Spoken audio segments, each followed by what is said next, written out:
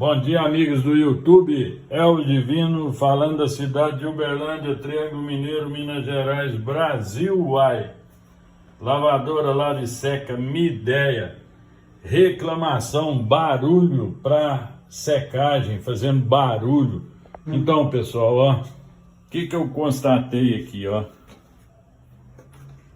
Aqui é o duto de secagem dela.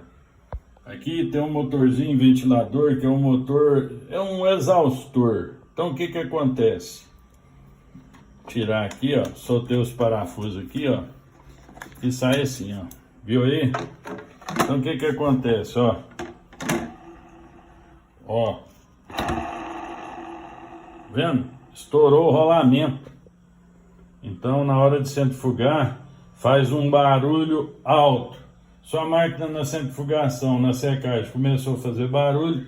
O que é, ó? Isso aqui que está com defeito. Ok? Então você troca ele aí, elimina o problema da sua máquina. Que o Senhor nos abençoe hoje para todos sempre, que assim seja. Se inscreva no canal, deixa seu like. Obrigado.